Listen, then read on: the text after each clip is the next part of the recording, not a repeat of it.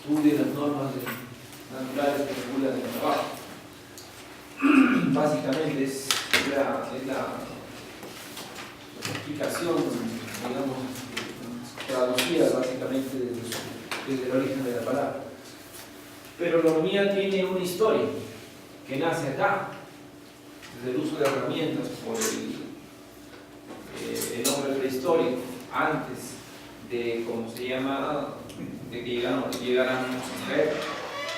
Empieza todo acá, cuando el hombre asume que debe utilizar una herramienta para poder cazar, por lo tanto opta por ¿cómo se llama?, por el trabajo de cazador o aquel para poder alimentarse. Entonces desde acá iban adecuándose las lanzas y todo demás cada vez más a las necesidades de una persona. Pues bien, después, ¿qué pasa? Aparece esto, el fuego, ¿ya? Entonces, necesariamente el fuego hace que empiecen a pensar de diferentes maneras. Una de ellas, comer comida o alimentarse, pero de una manera, o sea, cocinando, dándole otro sabor. Se empieza a ver cambios, porque el ser humano empieza a pensar y a utilizar las herramientas para poder mejorar. Si bien es cierto, anteriormente colocaban un palo y punto, después colocaban dos y comenzaron a cocinar y fueron poco a poco cambiando y mejorando y cada vez implementando. ¿Entienden? Si hablamos de todo lo que crea la economía, se generaron puestos de trabajo, fíjense, se generan personas que raspaban el cuero para poder cubrirse, primero con piedras, después afilaban las piedras, y así poco a poco iban adecuando las necesidades que ellos tenían para poder realizar un trabajo. Cociendo la carne, ¿no? Primero cargaban dos personas, después colocaban dos palos para que trasladando la presa, inicialmente cargando, después a través de un palo para poder traerlo. Los que tallaban la piedra, los que fabricaban el hilo, los que hervían el agua, los que cosían, los que perforaban el cuero, los que prendían el fuego, cada una de estas actividades son laborales, funciones. Y el hombre, cuando empieza a pensar y a adecuar las cosas a su labor, eso, señores, es el inicio del cómo se genera el tema de la economía. Ok, bien, la rueda fue otro elemento muy importante en el desarrollo. Anteriormente lo cargaban y había una fuerza de rozamiento que dificultaba, ¿no es cierto?, el transporte, pero después se genera una rueda no muy circular, pero que te ayuda a generar con un soporte mucho mayor para poder avanzar con el desplazamiento de tu carga. Fíjense, es un ejemplo muy importante e interesante, ¿no? Primero hacían rodadas, eso con un tronco, ¿no? Después colocaron esto de esta forma para poder jalar. Después esto mismo sobre un tronco para poder jalar. Después ustedes utilizaban esto. Finalmente a esta carreta le pusieron ruedas, ¿no es cierto? Y finalmente se generó la carreta. Esto fue básicamente la evolución de lo que se necesitó de la economía. ¿Ok? Y si hablamos de historia, ya fue este señor, ya en el siglo XV, Leonardo da Vinci, que investiga los movimientos de algunos segmentos corporales, brazos, piernas, manos, y hace dar cuenta de que pues, el hombro tiene diferentes movimientos, ¿no? A nivel del codo, y hay otras articulaciones grandes que no generan todos los movimientos. Y entiéndase por un movimiento, por ejemplo, como flexión, extensión, aducción, abducción, rotación externa, rotación interna, ¿no es cierto?, entre todos los movimientos. Y había un movimiento en este momento que se genera y se explica que el movimiento lateral de la columna era muy limitado, porque pasado una determinada angulación, más o menos 30 grados, o sea, ahí acá, nivel de rodilla, etc. Y esto tiene mucho interés, porque ustedes si se preguntan por qué la carpeta tiene las dimensiones que tiene, se debe a algo, ¿no es cierto? Hay sillones que son mucho más largos, o sea, ¿por qué dicen no? ¿Por qué se está establecido que una carpeta o un escritorio no debe pasar de 90 centímetros? ¿Alguna vez ha ido un carpintero a mandar a hacer un mueble? ¿Sí? ¿Nunca manda a hacer un mueble? Entonces diría 1 metro, máximo 1 metro. Dicen así, máximo 1 metro, 90 centímetros. Los cajones tan, más o menos tienen ya un esquema definido. La carpeta, 50 centímetros, más o menos promedio, ¿no? Del piso, la altura. ¿Por qué creen? Porque no ha habido estudios de antropometría que establecen que un estándar debe ser eso, por la distancia de rodilla al piso. ¿Se encuentra? Tiene mucho que ver eso.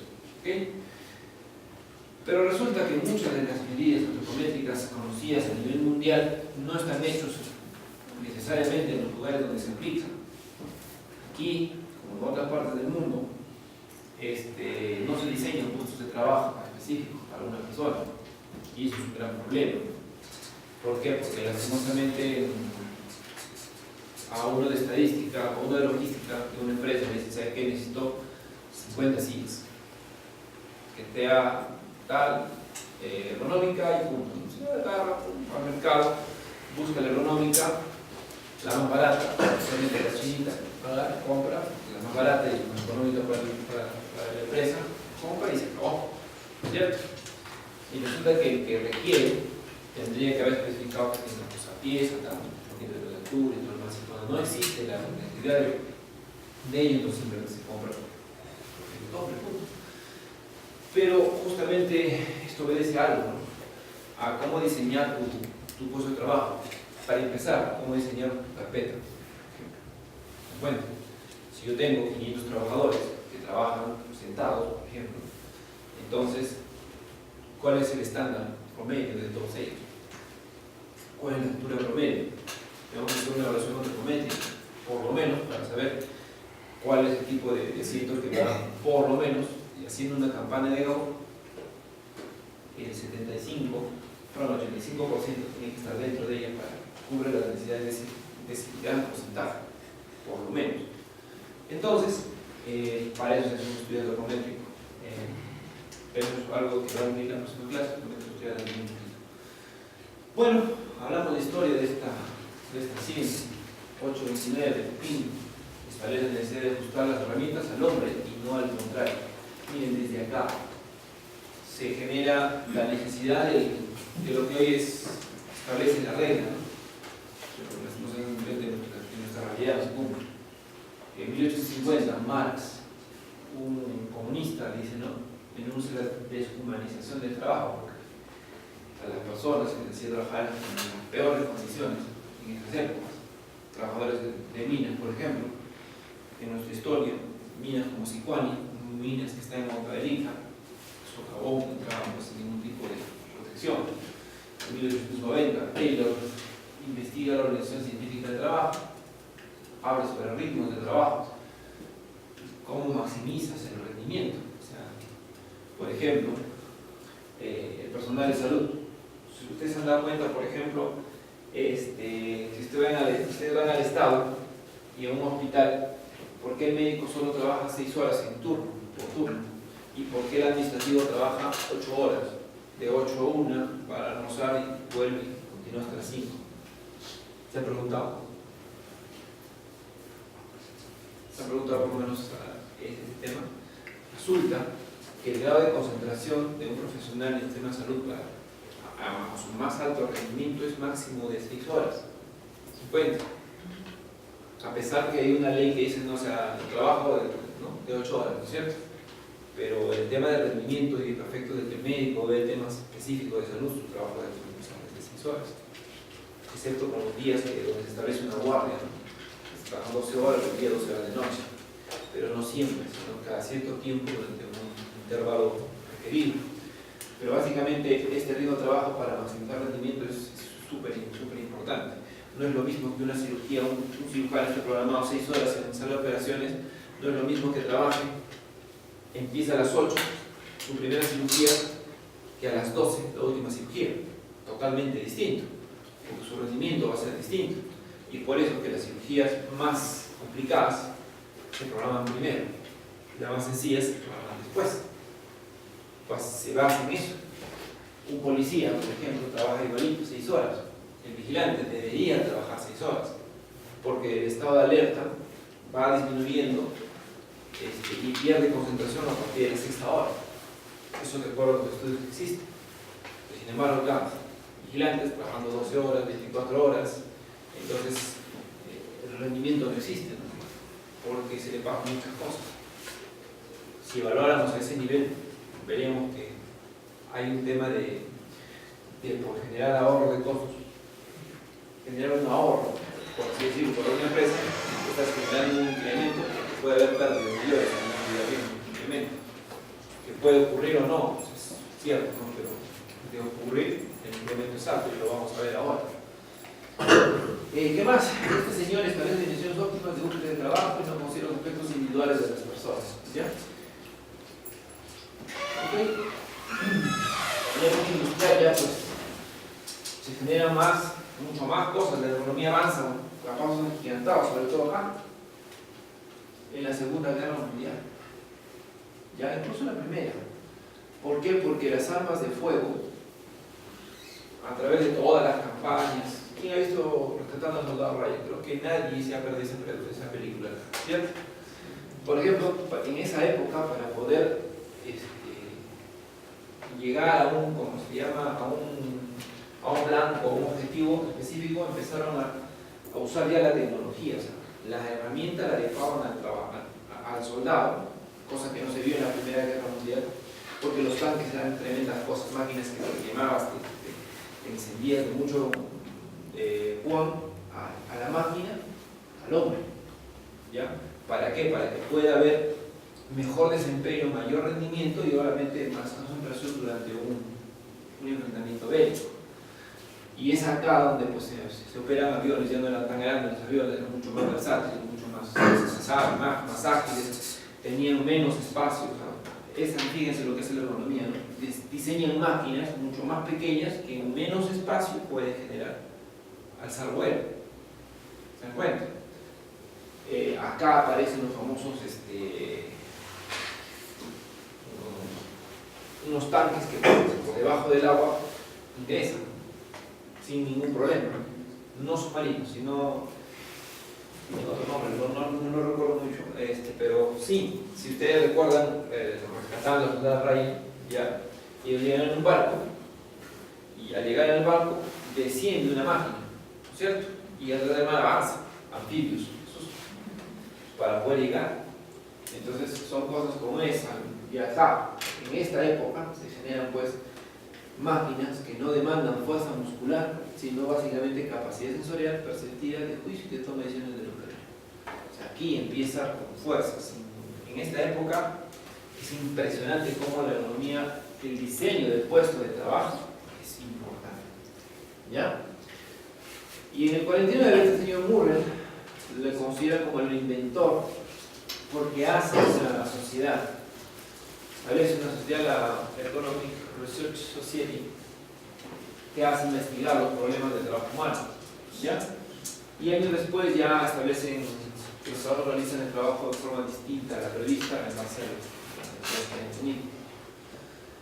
Entonces acá hay un enunciado que es importante, ¿eh?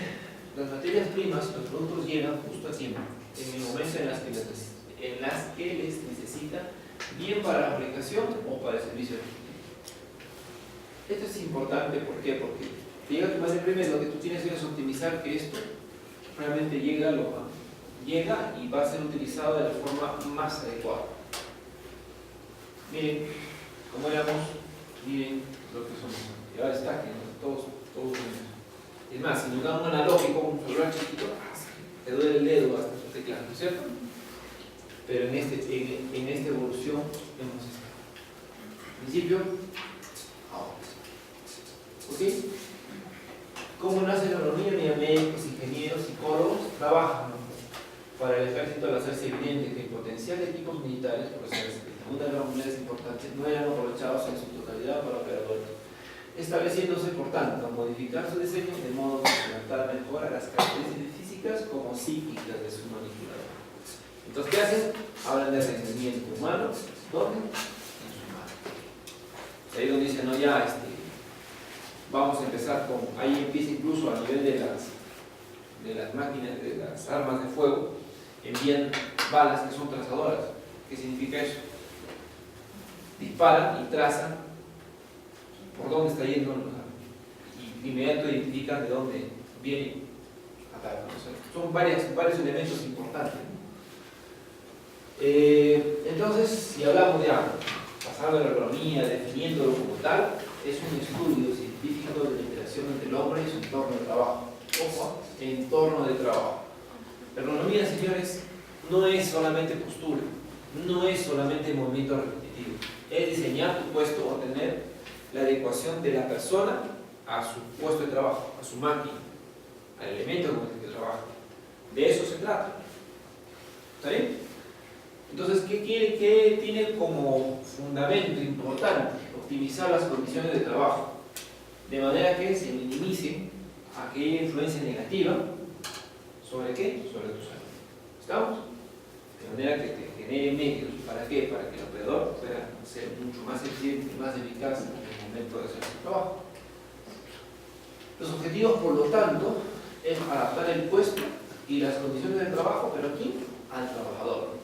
Identifica, analiza y reduce los riesgos laborales, adopta los requerimientos de las nuevas tecnologías a las capacidades y actitud de población, adquieren herramientas, materiales, teniendo este principio ergonómico, y mejora la salud de la empresa y promociona la salud ocupacional. Si empezáramos a diseñar puestos de trabajo, mucho en términos económicos se ahorraría, bastante. Ustedes han escuchado, por ejemplo, cuando compran una laptop o una computadora y te venden con qué? Con el mouse ergonómico, ¿cierto? ¿Escuchas eso? Y o te regalo un pack que va a estar el mouse ergonómico, ¿sí? Te lo dicen, ¿verdad? ¿Qué más? Hoy en día Telefónica está ofertando, ¿sabe qué? Usted que tiene el teléfono fijo, que tiene muchas dificultades, tiene que dejar de hacer lo que tiene que dejar de hacer, entonces optimiza sus tiempos, por un monto adicional, te llevas un teléfono y puedes contestar en cualquier parte de tu casa, con 50 metros a la redonda y toda la cosa. ¿Ergonomía? Sí. Porque donde sea lo contestas. Celular nació bajo ese fundamento del celular. Que no se debe estar en tu casa un puesto fijo para que puedan llamarte y ubicarte. ¿Se dan cuenta? Porque te ahorra, te disminuye tu tiempo de comunicación, ahorras distancias, ahorras tiempo, por lo tanto se ahorra dinero. Entonces tiene que ver con rendimiento, tiene que ver con optimización de recursos. ¿Ya? Entonces, si hablamos de la ergonomía en general, miren, todo eso. Hablamos de una que es preventiva, antes de. ¿Ya? Y esta preventiva es importante, ¿por qué? Porque vamos a evitar cualquier, no solamente en términos de salud, no solamente vamos a evitar enfermedades y todo lo demás, sino vamos a evitar que el rendimiento de la empresa sea bajo, que la eficiencia sea mucho mayor, que el tema de costo económico para la empresa sea mucho mejor. ¿Ya? Y una correctiva que habiendo detectado algún problema hay que corregir el diseño del puesto de trabajo. Pero el diseño del puesto de trabajo, entre esta y esta, acá está la persona, ¿no es cierto? Esta es toda la parte de adaptación, acá está la persona para que su puesto de trabajo funcione. Este señor se va a interrelacionar con quién? Con la máquina, ¿cierto? Este señor, pero ¿dónde está trabajando? En un ambiente. Entonces, la interacción hombre, ambiente y máquina tiene que realizarse de manera que se adapte al hombre. ¿Ok? Pero para esta adaptación existen diferentes elementos importantes. ¿Ya? Psicosocial o cognitiva. ¿Cuánto conoces? ¿Cuánto sabes de tu puesto de trabajo? ¿Cuánto estrés tienes durante el desarrollo de tus actividades? ¿Estamos? Geométrica, ¿Qué dimensiones tiene tu puesto de trabajo? ¿Se ajusta a tus necesidades? De pronto tengo un sillón demasiado grande. De pronto el respaldar es demasiado rígido y no me permite tener la comodidad en casa, teniendo en cuenta que yo voy a estar más de 8 horas sentado. No lo sé. De pronto mi herramienta de trabajo es demasiado grande para una mano tan pequeña, o demasiado pequeña para una mano tan grande. ¿Se dan cuenta? Ustedes conocen la llave inglesa, la que llaman, es una blanquita que tiene como un piquito de oro, ¿lo visto? Esta nació, y cuando esta nace, entonces tiene su rodajita, ¿no? Entonces hay que cambiar, Después de que nace, empiezan a salir todas las llaves de diferentes tamaños, ¿sí? Milimetradas. Entonces tú coges una llave y la tienes que estar ajustando. Después de esas que salieron, ya empezaron a salir las famosas, con unas tuerquitas que se adhieren a estructuras, ¿no es cierto? Mucho más versátil. Y así fue, después de la máquina, ¿no? Por la máquina, más un botón y un manito de vuelta. Solamente te tienes que colocar el diámetro que va a dar, nada más. Temporal, ¿cuánto tiempo trabaja? ¿Cuáles son sus horarios de trabajo? ¿En qué se basa? Por ejemplo, un cajero, ¿cuántas horas al día trabaja? Fíjense. Y finalmente el ambiente. Está sometido a demasiado ruido. El ruido en realidad, o escuchas demasiada música, o el ruido está presente de manera que cuando conversas con tu paciente o con la persona con la que estás interactuando tengas que alzar la voz más de lo normal,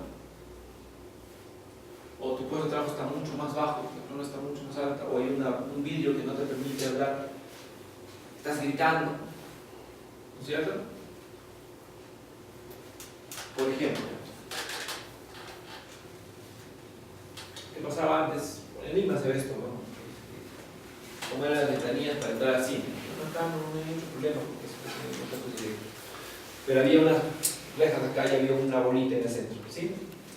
Señor, buenas tardes, buenas tardes.